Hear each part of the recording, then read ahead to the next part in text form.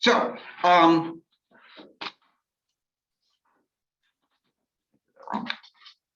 that was right. Okay. So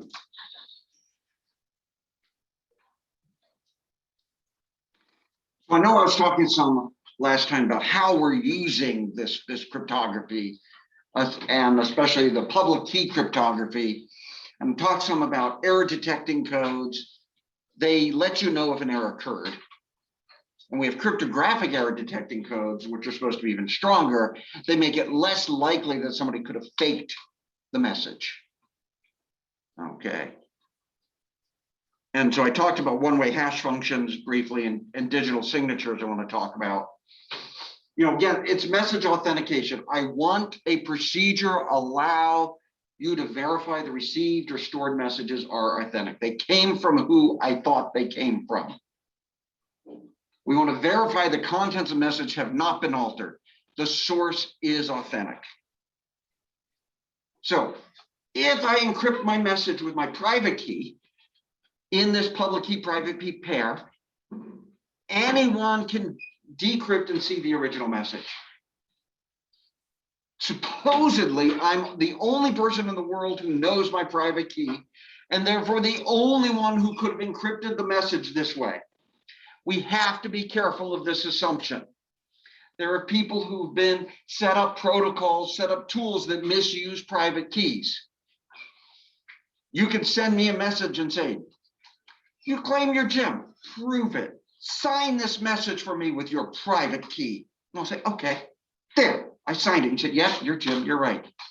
By the way, I'm Jim. Look, here's this message I just sent. You know, we don't know the difference. You don't know who signed the message. So you have to be careful that assumption how it's used. I should never sign that type of message and send it out with my private key in that way. There's also some other things. Since everyone can read the message anyway, we just encrypt the hash. Okay, let's take the whole message, the millions and millions of megabytes, whatever it is, millions of bytes, hash it up into 256 bytes, sign that. It's faster. Public key cryptography is slow, so let's apply the slow operation on a much smaller data file. It's only bad if someone can create a new message with the same hash. That's why we want really good hashes with low collisions. Yes. How can you only decrypt with one key? Why can't you just turn around and encrypt with the public key? You can encrypt with the public key, but it's a different encryption. But it can decrypt. I can. So the way the public key works, there's private key and public key. With the public key, you can encrypt a message. The only way to decrypt it is use the private key. You can't decrypt it again with the public key because of the way the algorithm works. It just, the math doesn't work. That's the cool thing about it. You need two keys for it to work. One to lock, one to unlock. And you could do it either direction. Generally, what we tell people is don't do it either direction. You should have a public privacy, public private, a public key pair, let's call it that, for privacy, for confidentiality. I send out that public key and tell people, if you want to talk to me, use this key to communicate with me secretly. Then I should have a separate public key pair for signing, to say, when I write this message and send it to you, use this public key to check it came from me. And I should use them, they should be separate because they're ways of tricking systems that are automated. You encrypt something, you actually don't encrypt it. You send it to me, say, decrypt it, send it back. I decrypt it with my private key, send it back. I've actually encrypted it because of the way the algorithm works. Now you got me to sign something, a blank check. So no, that was a good question. And this makes it tricky, and this is what we'll have to think about. But we encrypt, so to sign something, I encrypt it with my private key, just the hash. If someone does not want to check the signature, they can still read the message. They don't have to calculate the hash on the whole message. They don't have to check the signature, but they might want to. All right, this is where I was stopping. So again, with the public key, we each have our own public key, the asymmetric cryptography, public key cryptography, what everybody calls it. There's a public key, private key. And I've shown these slides already. I'm just rehashing it. For confidentiality, or the authenticity, I thought I fixed these. I must not have saved it. I had the E's in there. So to provide confidentiality, now here's some terms. Bob has a public key ring. We call it a public key ring. Why? Because that's where you store keys on a key ring, right? You know, we got my key ring. I store my keys. Actually, so keys, what do keys do for you? They give you access. That's a great way of putting it. At the university, who has the most access? The guy with one key or the guy with a billion keys? One key. The janitor with a billion keys. He's got keys to everything. The one key is the other one. That's the university president. And everybody else in between. Actually, the university president doesn't have access to everything. We did what is it? Least privilege is a rule. He doesn't need access to my office. My department chair may need access to my office, so he's got a key to get into my office. He's got a key to get into all the faculty offices. And we all have keys to get into the department office. But the dean doesn't need to get into the department office. The president doesn't need to get into the department office, so they don't have keys for that. Janitor does. Janitor has keys for that. Janitor has a bazillion keys. Actually, they've segregated those. Janitors that work in our building have keys for our building, but don't have keys for College of Science building. So anyway, electronically, digital keys, I've got public keys for people that I communicate with. They're stored on my computer system, on my public key ring. So if I want to send a message, so Bob wants to send a secret message to Alice, Bob takes this plain text message, looks in the public key ring, takes Alice's public key, encrypts it, and transmits it. So encrypts the plain text with the plain text X with the public key of Alice. And then Alice can use her private key to decrypt it. In reality, this is not what we do. Why don't we do this? I just said, well, I told you a reason why a few minutes ago. Why wouldn't I do it this way? Seems inefficient. Seems inefficient. Why? Because then everybody would have to have everybody else's public keys in order to communicate with them. Yes, but we do exactly this. That's not the problem. I do need your public key to communicate with you secretly, but public key is slow. I don't want to take this whole document, this whole video, this whole Word document, whatever it is, encrypt it with the public key algorithm. What I do is I create a brand new symmetric key, encrypt it with Alice's public key, encrypt the message with that symmetric key using DES or AES, which is much faster, send Alice both. She then uses her private key of the public key pair to get the encryption key, the session key, and then decrypts the whole message. Makes it more complicated, but it's much faster. This especially happens if we're doing a network communication like a web browser. I communicate with the web browser. Hey, I go to, let's say, pick Amazon today. I go to Amazon. Hey, Amazon, I want to log in. Amazon says, okay, here's information about who I am. So you can use my public key. And then we actually do a Diffie-Hellman key exchange to create the session key instead of Amazon making it up. But we do that using Amazon's public key to certify that part of the Diffie-Hellman key exchange. Amazon doesn't ask me for my public key. Because yeah, they don't want to store them for everybody and they don't care. They want me as a customer. Hey, if I got money, that's all they care about. They don't care who I am. I care it's Amazon and not Bob's hacker website pretending to be Amazon. All right, so I know I'm throwing this a lot at you and you're going, what the? Anyway, we'll get there. Authentication goes the opposite direction. We take our private key, encrypt the message, send it. Again, usually what we really encrypt is just a hash of the message. So a digital signature is our asymmetric operation where the private key is used to digitally sign data and the public key is used to verify the signature. They provide authenticity protection. They provide integrity protection. They provide non-repudiation. If I'm the only person in the world who knows my public key, I maintain it well, I use it well, my private key of the public key pair, sorry. I'm the only person in the world who knows this. Everybody can get my public key. They can look and say, yep, that was signed with Jim's private key. Dr. Alsaw sent this. Okay. So it can authenticate both the source and the data, because if the message is changed, the encryption fails. And we encrypt the hash code with the private key.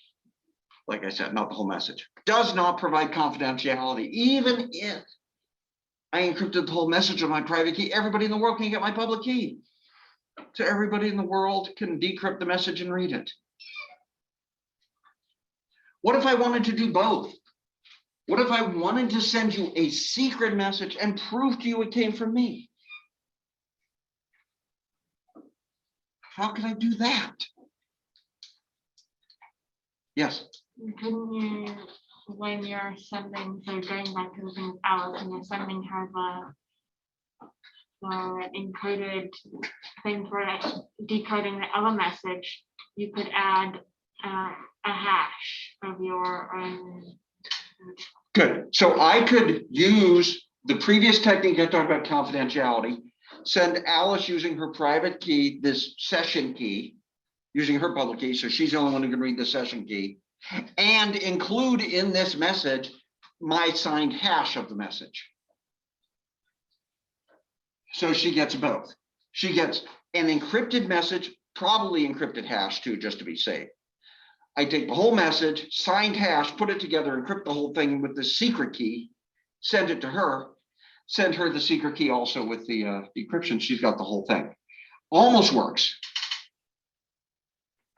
There's a slight flaw in this.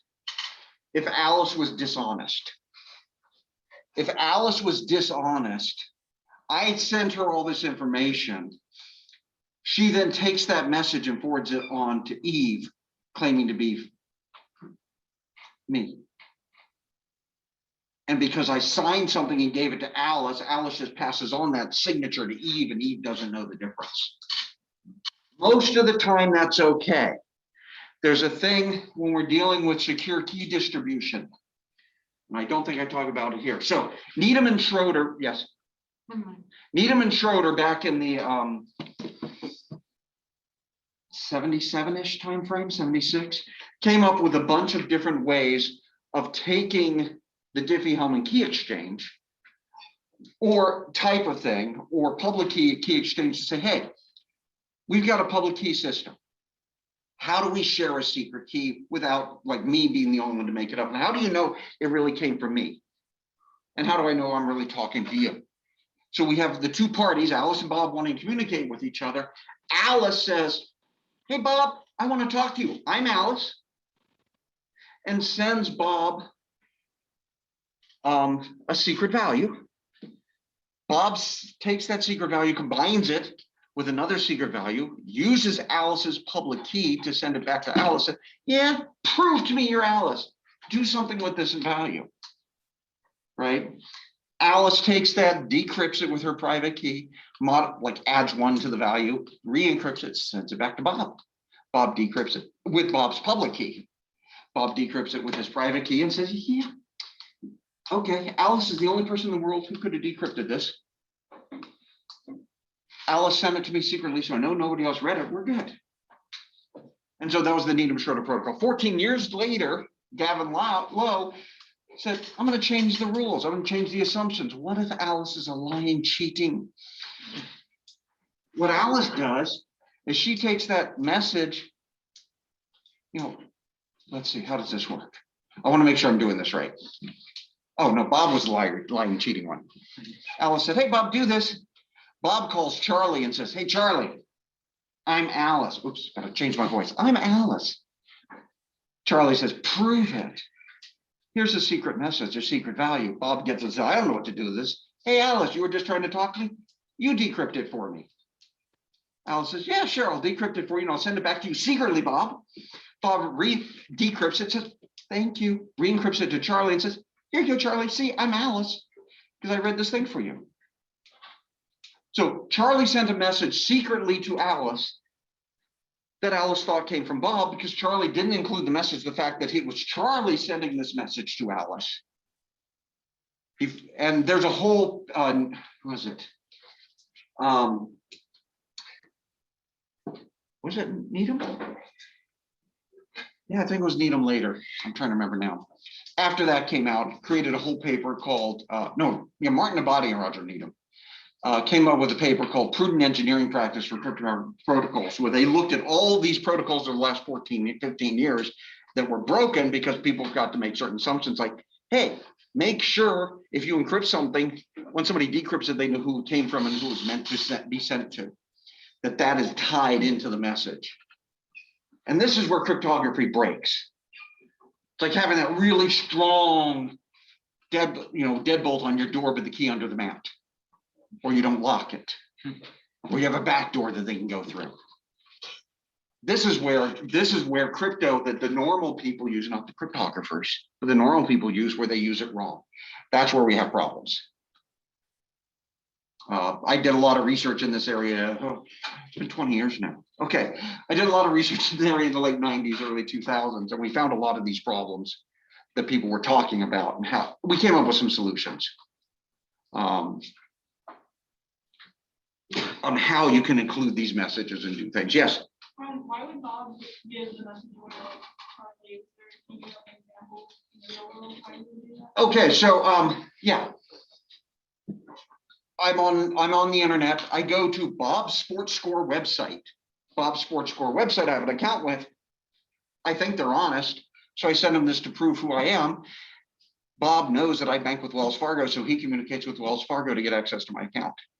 I think Bob's a legitimate guy, but really, he's got a nice website. He does sports scores and steals my money.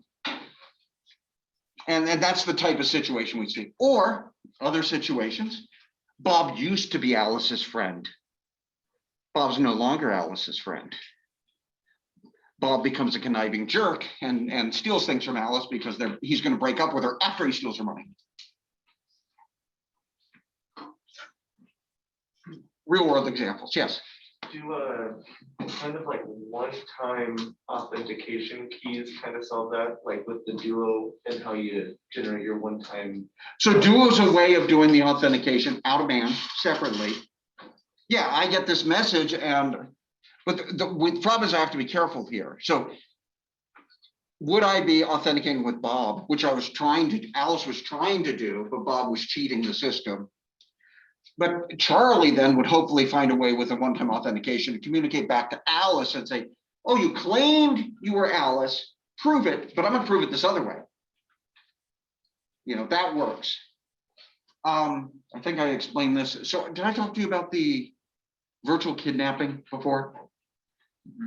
Yes, no? So virtual kidnapping, you get a phone call. Hear a kid crying in the background. We got your kid, it looks like from the kid's phone number. Out of band, you pick up another phone and call that number. Is it really you? Oh wait, they picked up the answer. Yeah, Mom, I'm fine. I'm having lunch. So this is a way to get around it if you use a different out of band authentication, one-time authentication, some of the other things. There's lots of different techniques people use. We'll talk a lot about those in the network security class. Is that's kind of protocol based? Mm-hmm. It's all protocol based, and this is the important. And you're all too young for this. And I wish I could find the video. They used to have a wonderful commercial before any of you were born, where they had a master lock padlock, and they hung it on a sign somewhere, and guys shot it with a high-powered rifle, and then they went up and pulled on this lock and said, "See, it's still secure. You couldn't unlock it, even though it was bullseye. The guy was a really good shot, bullseyed it with the rifle." Yeah. That's modern day cryptography. It's really secure. You can pound on it all you want. Unless you're a nation state, you're probably not going to get through it. But they're locking up they're using that padlock lock up the family jewels in a brown paper sack. I don't care about the padlock. I'm going to rip the sack. I'm in. The key's under the mat. Though, to be honest, if he bullseyed it with a bullet, I probably can't unlock it either. So these are the protocols and how you use the crypto is where things happen and where things break. All right.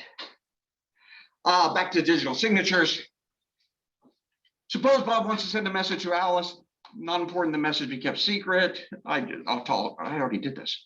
I got a duplicate slide here. So Bob sends a message, cryptographic hash function gets it, encrypts it with private key, sends a message.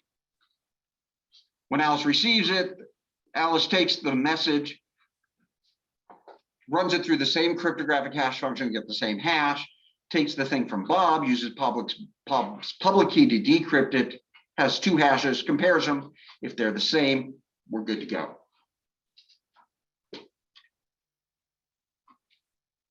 To be a valid digital signature, it must meet two requirements, ideally satisfy two more. It must be unforgeable. No one other than the signer could produce the signature without the signer's private key. It must be authentic. The receiver could determine the signature really came from the signer, or at least use the signer's public key.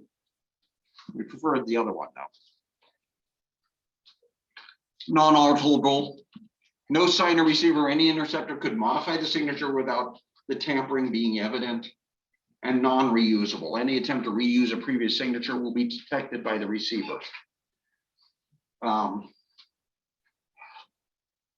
There was another protocol used, I guess it was Kerberos. Kerberos was doing the key distribution system, authentication system. They were doing something to access resources using what they call tickets. You log into the system, you prove your identity, you get a cryptographic ticket, use that ticket to go to the file server to return it. They allowed people to reuse things. And so it was Dorothy Denning and I forget who else. I'm trying to remember if she was the student at the time or it was her major professor. Dorothy Denning did a lot of crypto stuff in the 70s. Anyway, they found that you could reuse an old signature to get a new ticket. Because of the way the protocol works. So they started throwing in timestamps in these to show recency. And that's another thing you want. You want this to be non-reusable, so you want to know that this communication occurred recent. How you know it's recent? One of two ways. Timestamp and synchronized clocks, or I'm responding to something you sent to me. Like the duo, right? The duo is recent because it sent me something, I just clicked it. They know that's recent. If I send you a challenge with your public key, encrypted with your public key, you send a response back with that number, I know you just read it. I know at least somebody just read it. So I know that response was recent and not a replay. And again, the protocols do a lot of this. And there's a whole lot of protocols out there. I like the wide mouth fraud protocol, but that broke. It's just a good name. Okay, so a general way of computing digital signatures with, like I said, public key encryption. The signer computes the signature using their private key. Others use the public key to verify. Any user can send his or her public key to any other user or broadcast the key to the community. Which means you could send a message claiming to be from me saying, hey, I just changed it. I'm Jim Ellis Lawson. I just changed my public key. Here's my new public key. Does that ever happen? Yes. We need a way of associating a user with that public key and storing it in my key ring. How do I do that? Public key certificates. Another step. So what is a public key certificate? You know, the public key is public. Anybody could pretend to be someone and send this public key, right? I just said all this. A certificate is the public key and an identity bound together. This public key belongs to Jim AF at uidaho.edu or Jim Alsfoss or whatever. And it's cryptographically protected. So I have my name, my public key, and then a distinguishing name and a signature. So I'm going to temporarily stop the share here because I need to do this. going to share the whole screen.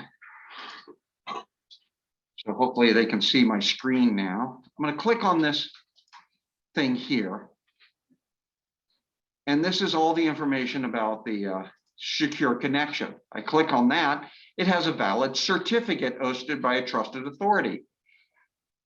And this gives me some information about what that means. So let's go back to that. If I click on the picture of the certificate, it shows me the certificate. It's intended to prove your identity to a remote computer and share the identity of the remote computer and give some numbers. It was issued to support.microsoft.com, issued by Microsoft using RSA and some other things, valid from 7/28/2001 to 7/28/2022. I can go details of it. Here's a version number, a serial number. It used the SHA-256 RSA algorithm. It had a, I know you can't see these very well, a signature hash algorithm, SHA-256. It was issued by Microsoft. The valid dates, the subject, etc. It's a public key, it's 2048-bit. Here's the 2048-bit RSA key. It has a public key parameters, the 5 and 0, or it's just, that's just used for the, forget what that's used for, but it's one of the parameters. The policy, when it should be used, template, all these things. So this is a certificate. Okay, there's a certification path. What does this mean? So I'm showing you that. I'll go back to the slides now. Okay, so Microsoft, support.microsoft.com, this is their certificate. How do I know it's a valid certificate? Well, somebody digitally signed this certificate. A certificate authority, somebody above. So if I go back to that one I just had, certification path. So DigiCert Cloud Services Certificate Authority 1 signed this, actually SharePoint.com, which is the one that signed the certificate. So my certificate was signed by SharePoint.com, which is Microsoft subsidiary.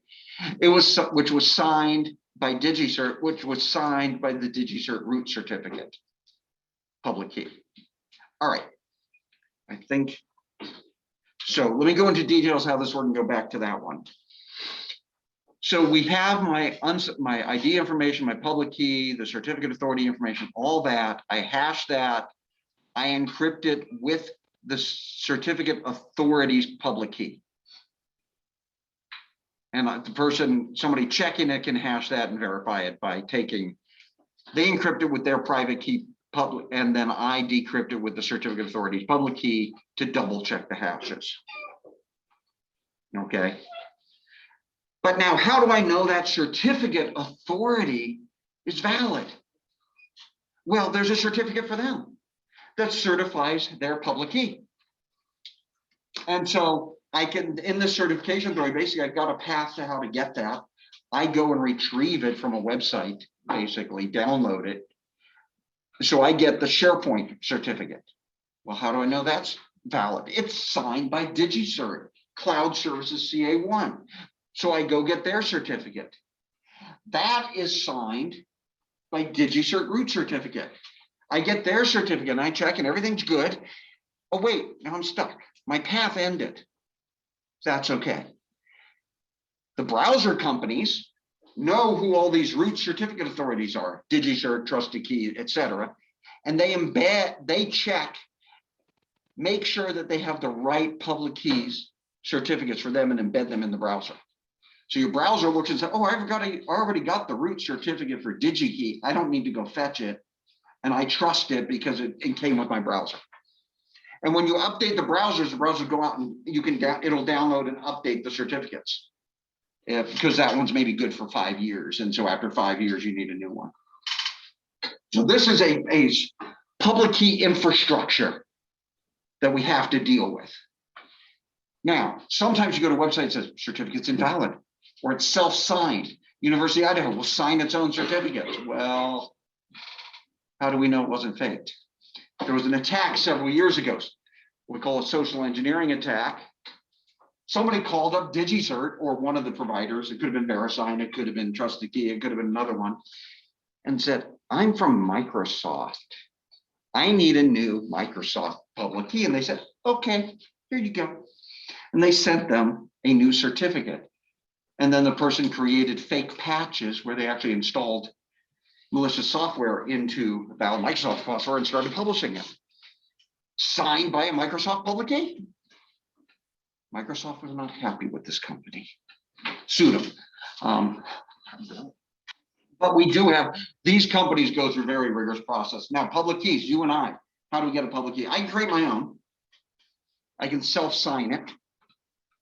I can go to a company like DigiCert, VeriSign, or whatever, and ask them for a public key. And the lowest level public key certificate is I give my email address, they send it back to me via my email. And so they said, hey, we verify that this email address matches who we sent the certificate to. That's all they guarantee. I have another one when I work with my defense contractors. They want to know it's me. They want to know I'm a US citizen. They want to know I work for the University of Idaho.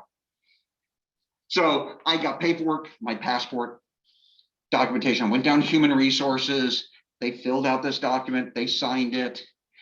Notary public notarized it. So we scanned everything, sent it off to DigiCert or whichever company. It wasn't DigiCert. I can't remember which one. And they said, okay, you got a level 2 certificate. You proved your identity to somebody. We have all this information. A notary public signed it. We trusted at that level. And so I have one. And I'm remembering this now because it expires next month. I get it for 3 years. My key is actually on a thumb drive token that I plug into my machine. Then I have to log in to use it to access these government websites. Because they want to make sure it's a US citizen accessing these websites who works for a defense contractor, which is the University of Idaho at this time. It's really annoying, but it works. So we have these mechanisms in place. So again, user creates a pair of keys, one public, one private. User prepares an unsigned certificate that includes the ID, the public key, the information concerning the certificate authority, provides the unsigned certificate to the authority in some secure manner. Usually what happens is I go to the authority, they create the public key and private key pair for me. They do all the work for me, create the certificate, do all that, so I don't have to. The CA signs it, makes it available, releases it back to me so I can share it with friends and family. And that's what that part is. And then any user can verify it by, again, getting my certificate, then going back to the information. Well, who has it? Let's find their certificate. I go back to, yes. What happens if someone gives their certificate to someone else? Well, I can give you my certificate. I do because I give it to you to prove to you who I am. You can give it to somebody else, but that certificate is tied to my private key. I didn't give you my private key. Now, if I gave you my private key too, hey, I gave you the story. You can do what you want. So notice here, I clicked on this higher one. It says view certificate. I can now see the certificate for that one. That's good till 2030, from 2015 to 2030. It's bigger. The issuer statement, oh, okay, we don't worry about that. It's SHA-256 as well. It's also 2048 bits, etc. But they want it longer. I go up to the root certificate. That one's good to 2031 from 2006. So that one they said, hey, 25 years is a good number. Probably also a, okay, that hashed it with SHA-1. Oh, shame on them. SHA-1's not good anymore.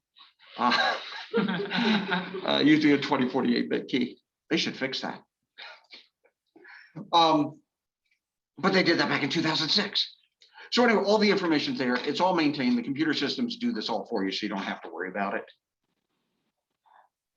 Unless you're writing code to do this. And then you got to manage all these.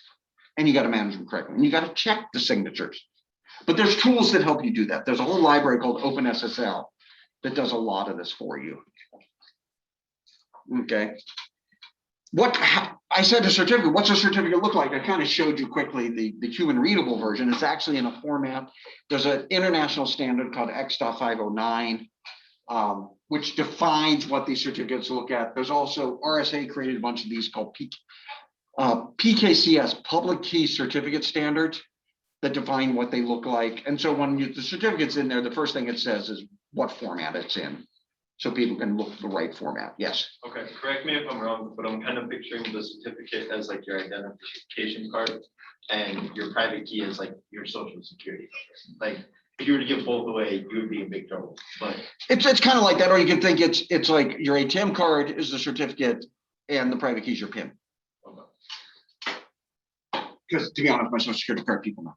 My social security number I share with people. My PIN I never share with anyone. But yeah, it's like that. So again, the certificate contains your name, you know, who the authority is, the public key, how long it's good for, and it's digitally signed. I said the fun part for me is actually clicking on this and looking at them, because then I can see what it actually looks like. Let's see, I already did that. The infrastructure that I'm talking about, this public key infrastructure, has the certificate authorities that issue and verify certificates, registration authorities verify the identity of the individual associated with certificate. So I could go to somebody else who say, hey, this proves who I am, then you send it to the certificate authority to get the certificate. Was there a question? Yeah, it's just about, you were going to up to the lock, right? Look at all the certificates that you did coming back and forth. Sorry, what was that again? You were going up to the lock and the browser. I'm going up to the lock. And like other browsers don't have that, so I was curious. They do. It's somewhere on there, maybe down in the bottom right Oh, or bottom left. There's always something about this site is secure, so you can look at that information. There's also a way where in most computers, I don't have it, I don't remember right now, you can actually look at the stored certificates that the operating system is maintaining for you. But yeah, I don't know which browser you're talking about, but they usually have it somewhere. It's either a secure or lock icon up here, or usually I see it at the bottom.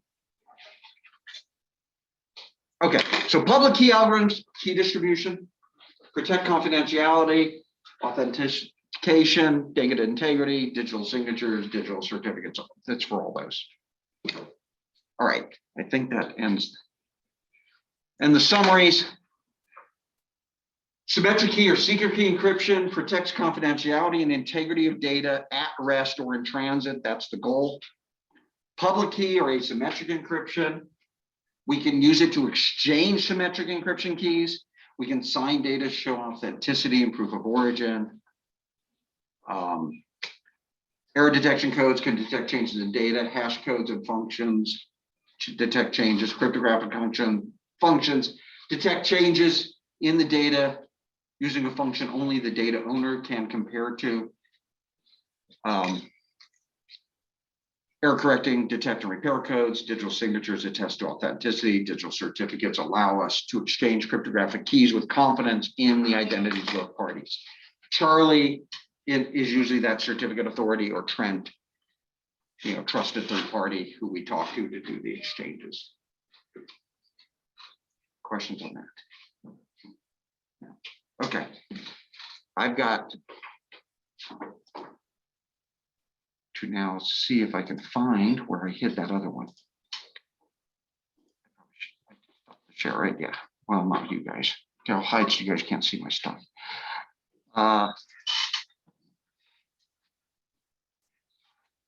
No, I thought I had it open and I didn't see it open there. So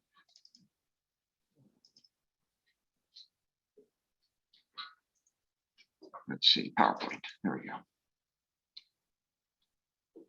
And I got to remember to post this one too.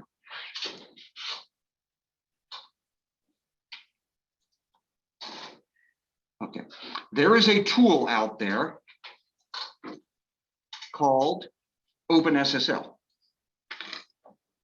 Executables can be found at this website.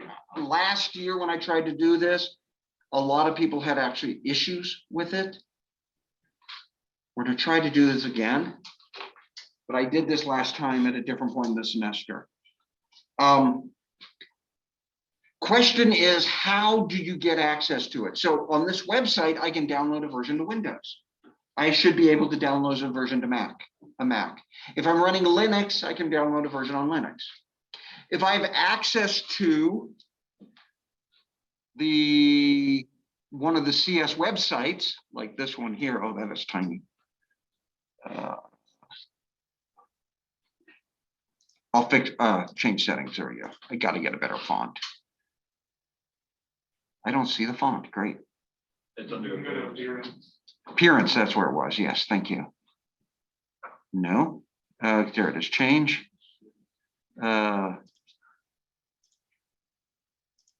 There's a little bigger. So I could type in OpenSSL and it gives me access to it. I could do help. Gives me a lot of the information I'm going to talk about here. So a lot of what you do in computer science, a lot of what we do in cybersecurity uses what we call command line prompts. We don't use GUI interfaces. We don't use websites. We use the command line. Okay, why do we use the command line? Because it was invented before everything else and we just don't want to change. Yes. Did it just log you in automatically because you have a token plugged in, or No, it didn't like prompt you to log in like it does with us? I logged in before class. Oh, okay. No, I logged in 3 times before class before I finally got it right. So it definitely has me do that. So those who have taken computer science classes, you do this. We have the command line. Okay. Those who have not taken computer science classes, or at least CS 120 or something, you may not be familiar with this. Now, there's a terminal option on a Mac. If you go down here in Windows and type command, there's a command line option to run things, command line in Windows. The CS servers are Linux, also command line. So they all have command lines. Okay, most of what we're going to demo is command line. I strongly recommend you learn how to set up a virtual machine on your laptops or desktops. I will post some instructions on how to do this. I like using VirtualBox, where you can run a version of Linux. A virtual machine is basically, it pretends to be a standalone computer and you can run a full operating system in there. So you can run Linux in there while still outside, you're still running Windows or Mac. So you can do all your Linux-like stuff while not losing your favorite tools. It's a little hard to do on a tablet. It's very hard to do on a phone. Okay, it's very hard to do on a tablet too. You really need a laptop or desktop to run the virtual machines because you need the computing power of a full machine. Some people have a really hard time with these virtual machines. They don't have enough disk space because a virtual machine may take 20 gigabytes of disk space. They work on thumb drives. You can boot and put a virtual machine on a thumb drive. They don't work as well as on your main hard drive, but it does work. Okay. Also, you want a machine with several cores so you can dedicate a couple to the virtual machine and a couple to your main machine. Anyway, we'll talk about that later. Last time I did this, I told everybody install a virtual machine. That didn't always work. But there are tools out there to run it on Windows and stuff. So what am I talking about? OpenSSL. Secure Socket Layer is what SSL stands for. It's a way of doing secure communication over the network. But the tools to do this are embedded in their command line. Okay. So, oops. If you do OpenSSL with help, so I did this on Windows, this version. The other one I was showing you is on Linux, where I had to do -- help. So there's slight differences. It lists all the commands you can do. So notice there's a lot of commands here. It breaks them down. These are message digest commands, hashing commands to create that digest you sign. These are encryption commands called cipher commands. And so what we have in OpenSSL is commands to create your own certificate authority if you want to do a local one. Commands to compute hash functions, digest commands. Commands to encrypt or decrypt using secret key algorithms. It is possible to generate just a password instead of just a bunch of random numbers, or direct to encrypt your file, or you can use a secret key stored in a file and say, my secret key is stored here, use that. Because some secret keys are true random binary, something you can't type on the keyboard. You can generate an RSA, public-private key pair. You can generate hashed passwords. So you can say, here's my password, let's see. It was the best of times. It was the worst of times, my password. And then it hashes that to create a more compressed, more secure random value. Just a bunch of numbers.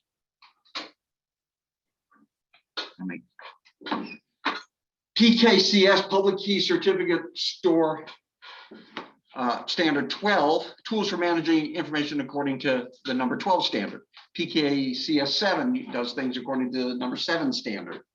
At the bottom, you see the X509 for manipulating things using the X509 standard. Why do we do all these? Because everybody wants their own standard, so we got lots of standards. RAND, generating a pseudo-random bit string, whole bunch of pseudo-random numbers. RSA data management, RSA utility for encrypting, decrypting, or signing or verifying with RSA. Verify is a way of checking the X509. So a whole bunch, these are just some of these commands. These are the most common ones people use. So OpenSSL encrypt minus help, right? So let me try that. OpenSSL encrypt, I'll say dash help. This tells me, oh boy, options are minus in file. I can have an input file. I can output file. I can, the passphrase source, I tell it to encrypt or decrypt. I can use what we call base 64 encoding. I'll talk about that later. Instead of a pass file, I can say K, the passphrase is the next argument. This is the key, or it's in a key. MD is the message digest. Salt in the hex is the next argument. I'll talk about that later, etc. And then these are the different cipher algorithms it supports. AES 128 using cipher block chaining. AES 128 using cipher feedback mode 1. 128 using electronic code book. Remember these earlier? Yeah, they're there. XTS, I have no idea what that is. Output feedback mode, OFB. So there's several of these different modes, and you do it with 128 or 192 bits or 256 bits with AES. There's Blowfish as an algorithm. There's Camellia, there's CAST, there's DES, and this is triple DES. This is encrypt, decrypt, encrypt triple DES with cipher feedback mode. There's some other ones, IDEA, Internet Data Encryption Algorithm, RC2, I don't know what that means, and some others. This is what it supports. When you connect to something using SSL or SSH or the web browsers actually use SSL or a new version of SSL, which is called TLS. And they communicate with each other. These are the encryption algorithms I actually implement and support. Pick which one you want to use. So I communicate with site, it comes back and goes over this list it has and says, hey, I do AES 256, you do AES 256, we'll do that one. That's all part of the standard and how they communicate. This is the command line version of the tool, not the library, but it shows you the types of things it can support. Okay, so you can encrypt something.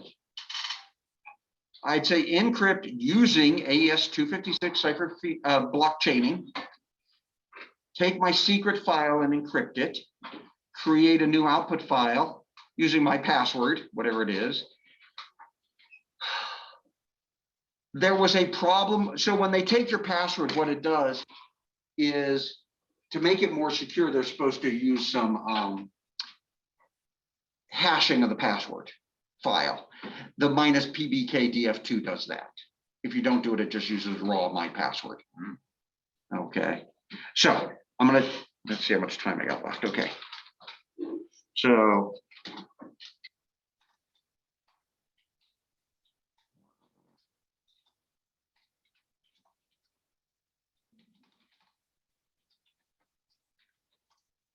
so I copied hello world to secret file. If I say look at more is a way of looking at files. It says hello worlds. Okay, I didn't spell it right. That's okay. I can use OpenSSL encrypt minus AES 256 CBC. I gotta make sure I'm doing this right. input file, my secret file, output file, secret file .enc to show it's encrypted, minus key K, let's call it gym password, and minus, I never remember that one, PBK DF2, PBK, yeah, DF2. Okay, it didn't like what I did. PBK DF2, it didn't know about. Oh, cool. Did I spell it wrong? No, maybe they have an older version of SSL on here. Okay, actually. Oh, it didn't like version. Should say it at the beginning. Where'd it go? Invalid command, lovely. Okay, let's try help.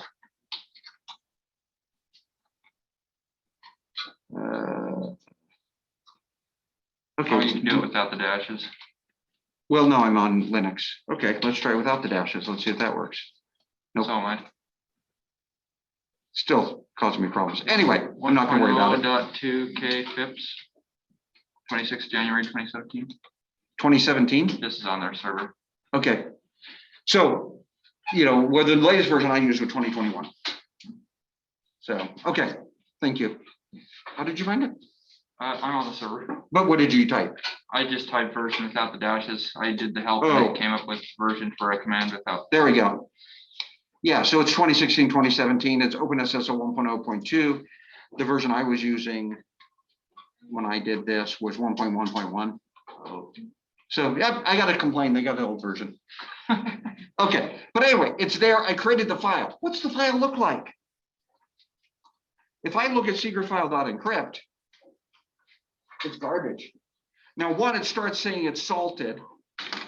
What salt does is adds a set of bits to the password just to make it harder to break. And it's this salt is added with your password. It's publicly available, but it's a useful thing. We'll talk about those later. The rest of this is garbage. There's a tool called hex dump. Oops, okay, we don't have hex dump. How about OD? Okay, octal dump. Octal dump. Here we go. In hex, this is the values of the file in hex. 61 is an S.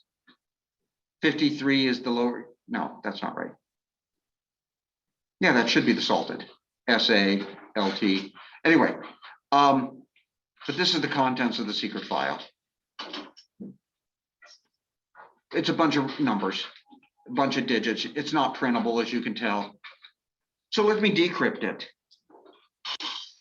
I'm going to go up to this one. I want my input file to be secretfile.encrypt. That gave me problems. Why? Because I forgot to tell it to decrypt. Minus D to tell it to decrypt. And it gives me back the result. Now, if I told it, hey, Jim's World 1, it's this didn't work. It knew it didn't work because of the salt and things. There's a way it does some simple checksumming to make sure you're actually decrypting correctly. Okay, so that's this way. Now, what if I wanted to generate a key? I could use OpenSSL to generate an RSA key for myself. And I can store it in rsa.private using 2048-bit long. And it stores the value there. The E is my encryption key. It's 65537. That's going to be my private key. Okay. I could use OpenSSL to also take RSA, take that private key. I'll put it for the public key, but only tell it to put out the public part of that public key.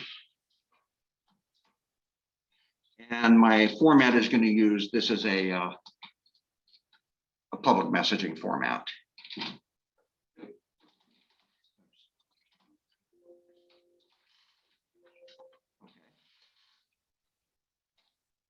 This is what that looks like when I output it in this format. Here's the public key. It's all hashed up. Yes.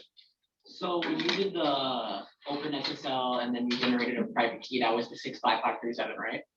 Yes, it's automatically generated one for me. It actually, what it generated was 2 prime numbers randomly. And then said, okay, let's use E. Now let's find a D for you. Because I'm just following along with you, Mhm. and I just got the exact same numbers. It's a very common E to use. Okay. What's different is you're going to get different P and Q, so you get a different N. So if you actually did this next part, your public key file would look very different. This public key file includes my D and my N, which is the product of the 2 primes that people can use. There's different ways of doing this, but it's all encrypted. Now, this one is not hex, obviously. It's not 0 through 9, A through E. Does anybody know what format this is? Okay, it's called base 64. Base 64 uses all lowercase letters, uppercase letters, there's 52 of those. Not digits, there's 10 of those, so we're at 62. Pluses and slashes to bring up to 64 possible characters. It then says, okay, the first, it orders them 0, A through Z, whatever. I don't remember exactly what order. Numbers those, and then takes 5 bits of your message, 2 to the 5th, no, 6 bits, 2 to the 6 is 64. Takes 6 bits and says, oh, what letter would that be? Takes the next 6 bits, what would that be? Takes the next 6 bits, what would that be? And encodes it. They did this, they created this way so you can take any binary message, any collection of 1s and 0s, and make it something that's human readable. Okay, not quite human readable, but it doesn't have any control codes in it. You don't get the backspace, you don't get the bells, you don't get things to lock your terminal, freeze your terminal, get all these other weird things I'm seeing here. So it's easy to send in plain text and use this in plain text over any system, email systems, etc. So a base 64, I mentioned that earlier, you'll see a lot of that in things we're doing. Okay, so these are 3 different possible formats that people use for the output forms for the public keys.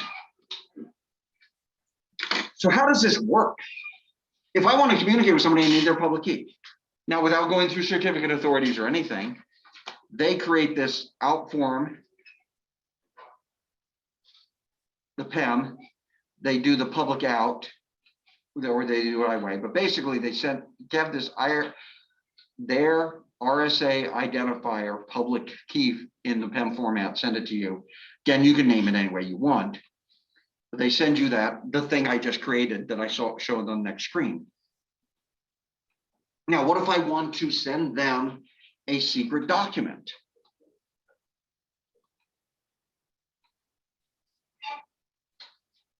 Remember what we said. I want to send you a document. I want to encrypt it using a, what do I want to use? A secret key. And I will send you the secret key using your public key. So I can use OpenSSL RAND function to create a random key. Now this would be a 32 byte, so it's 256 bit because each byte is 8 bits. So I could use, let me clear this. Do OpenSSL random number generator, generate it in base 64, 32-bit. I'm not going to put it in anything, but it shows you base 64, this 256-bit key. Or I can store a version in key.bin. If I look at key.bin, notice it's a very different number. Why? Because it's random, and each time you do it random, it's different. Now I can use the RSA utility to encrypt using their public key, the one I created, this PEM one. Say it's a public key that's in, take my input file and encrypt it and create the output file. So I can take this binary random, just purely random session key I just created, encrypt it with their public key. But I have to tell it it's their public key I'm using, not my private key. Okay, and I'm using RSA utility to do this encryption.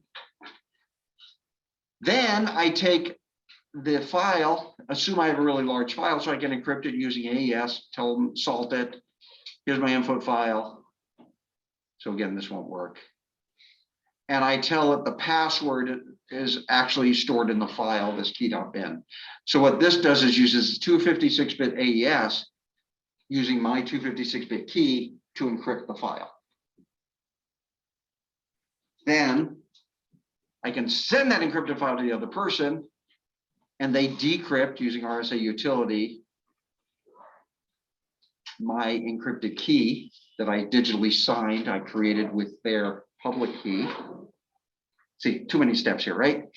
They get that key, then they use that key to decrypt the file. I am going to post an encrypted file for you. I'm going to post my public key in the RSA format. Then I'm going to have you decrypt it as if I sent you this message. And then your homework, you're going to have to tell me what was in the message. And if you got it wrong, you got it wrong. Then I'm going to have you do the same steps where you create your own session key, your own public key, and you post those things for me, and you send me back a message, and you'll post that. So you'll have, and I'll post in the homework which ones I want you to do. Okay. So you're going to actually create a public key, create a session key, create a message, send me the message, and also do the opposite. Okay. There's one other thing I'm going to do, which will be in the homework. We're going to do some hashing of messages. So I'm going to just create a message digest and have you look at what those look like. Actually, I might have that in here. Yes. Wait, got time? So, and this is using MD5. Again, don't have to. There's lots of ways of doing this. We can use this to create the hash of an input file, whatever the file is. And then we can sign the digest and verify it. So that'll be another thing we'll be doing. I'll go back over this Tuesday. I'll walk you through the homework instructions. So look at it, but we'll talk about that. Oh, I should mention a slight chance I won't be here again Tuesday. So for one of the contracts I have, they're visiting us next week. It's scheduled for Wednesday. I just got a message this morning saying, oh, they're visiting multiple universities. They say we might be there Tuesday instead. It's like, no. I told you Wednesday, I'm not teaching classes. That's the day to be here. But it's the government. What do you do, right? So